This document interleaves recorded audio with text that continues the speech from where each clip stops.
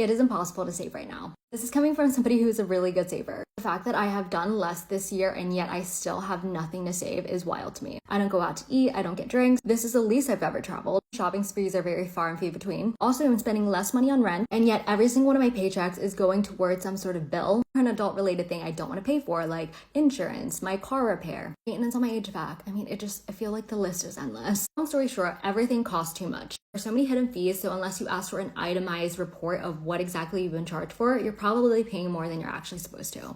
Companies want to pay you less, the cost of living is rising. As an example, the way that I used to make $3,000 a month when I graduated college, and yet I was still able to save about $1,000 a month, I can't do that anymore. Ways that I could stretch $100 when I was in college does not go far now. Honestly, if you can, move home with your parents. Pick up a side job. It's only gonna get worse before it gets better. What really enrages me is when the economy is up, the prices go up, and then they never come down. And even when the economy is not doing good, those prices never come down. And guess who suffers? All of us. If anyone has a good side hustle that doesn't take money to start, let me know, because I think we are all struggling and it would be really helpful. Bye.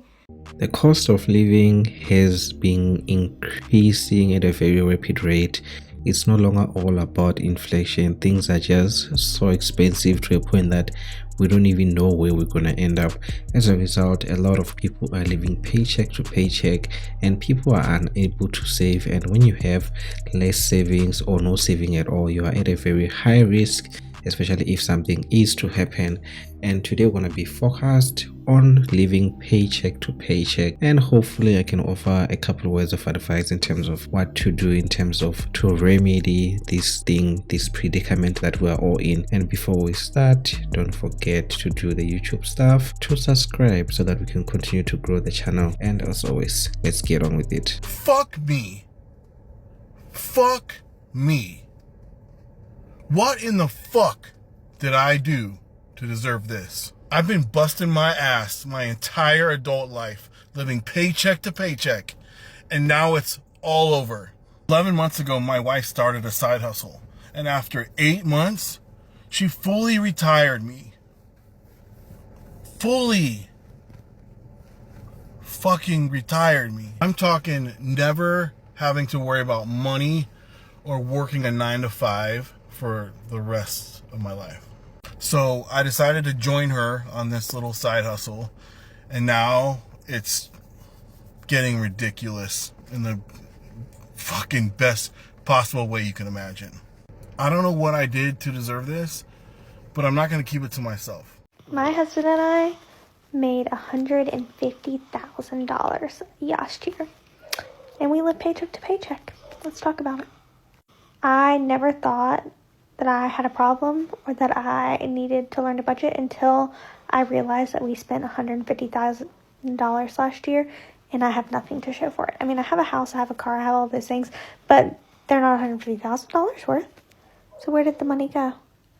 I spent it. That's where the money went, and that was what I wanted to change. That's why I did a low buy year.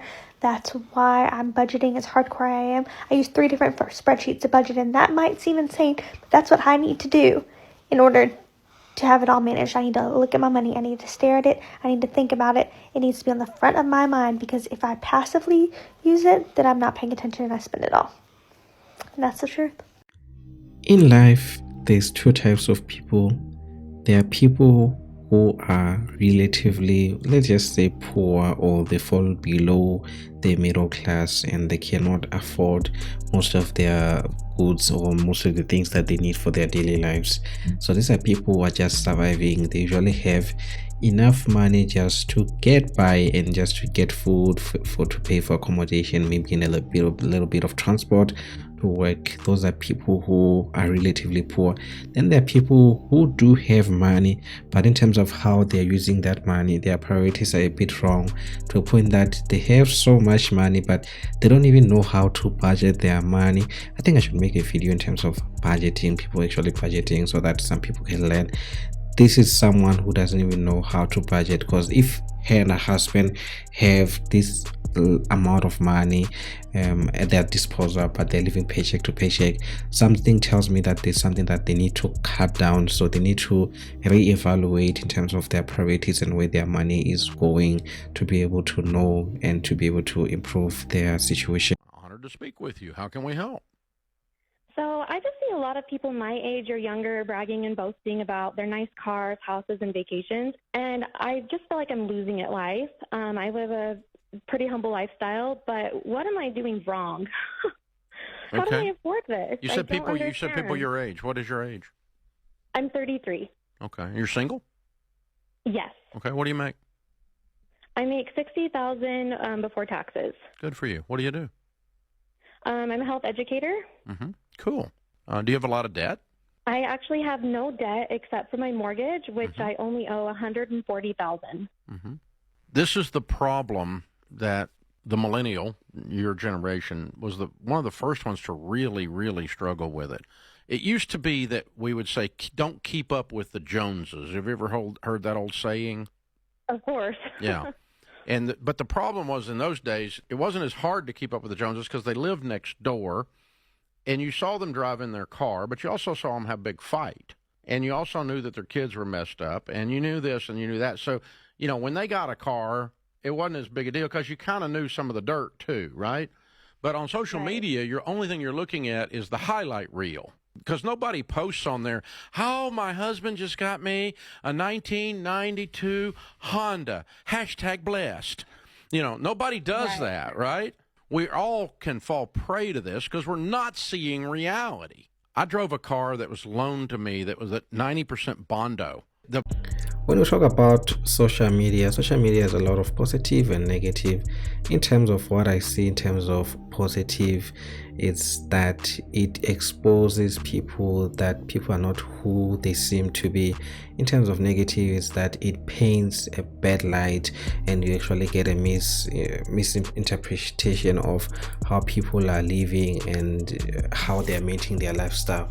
So if you look, for example, if you look at artists, the one who make music, by the time they make their music video, the money that they were given by the record label, it's already finished because they have to pay so many people. So these people will go to their music video, they will have expensive cars, they will have expensive jewelry. Most of the time that jewelry is even fake. So when you're watching those videos, you think that these people are so rich. By the time they're done with that music video, they have to still be able to maintain that expensive lifestyle. Then what happens? Most of them, they will go into debt, and now they start even gambling to try to make the money. So a lot of people out here, they don't have money. As much as we see them with expensive lifestyles on Instagram, a lot of people, you may find that they're actually funding that using credit cards. But if they can afford it, then it's good for them. But what I'm trying to say in terms of the message is that you need to buy something because you want it. Don't just get something because of what you see on social media that this person can afford it. You may find that they can't afford it. So if you want to live a happier life and be able to reduce your debts, is that you need to buy things that you want because you want them, not because you saw them on social media and who is doing what. Then you will be much content with yourself and know that you are doing things because you want to do them, because at the end of the day, you'll be the one who will be paying off for those things. Am I the only one who feels like I will never stop living paycheck to paycheck? The economy we live in is trash. The jobs we work for are trash. They pay you the bare minimum, but want you to show up and give your 110%. How does that work?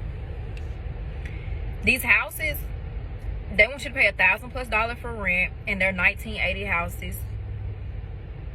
You gotta have a deposit, last month's rent, first month's rent. Like, why do I need to pay last month's rent? I don't understand that. Car insurance, car payments, they're rip-offs. Why am I paying $300 for car insurance? I don't understand. Health insurance, skyrocket.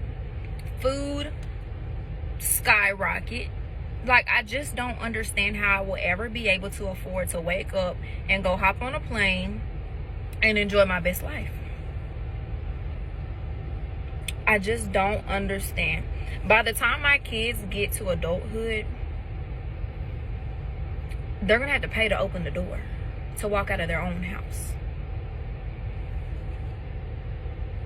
I really, really, really rather be a cockroach crawling on the ground for free than have to live this life every day. Like, I can't be the only one who feels this way. Like, I need to know, y'all that get to wake up and take trips and go across country and do $100 shopping sprees at Target every single day, what are you doing? What's the secret to life? What is the secret recipe that you have that we don't have? Let us know. Does anyone else feel like they're just constantly living paycheck to paycheck? Because same. And it's like, how are we supposed to just continue to go through our lives day by day, paying our bills, paying off our debts, and just do nothing because we don't have enough money to pay for other essential items that we need? To me, it's honestly just crazy. No matter how many jobs I work, it seems like the only monetary way that I will be able to not live paycheck to paycheck is going viral on TikTok, you know?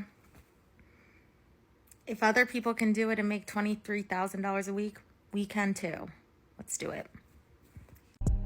Times have changed. Back in the days, you just needed to go to school and you should be able to find a stable job where you can live comfortably. Now it's not easy. Like, even if you have a job, you can still be poor even though you have a degree or a college diploma, whatever. So that's how difficult in terms of things are, because also at the same time there's so many expenses. So if you stay alone in one salary, you're in for a hard time.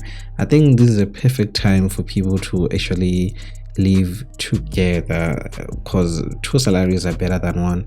Yeah, living paycheck to paycheck is tough, man, but there's no one who's coming to save anyone.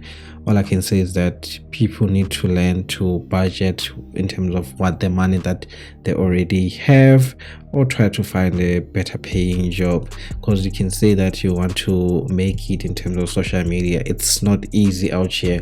I don't want to lie. You can look at my subscribers numbers.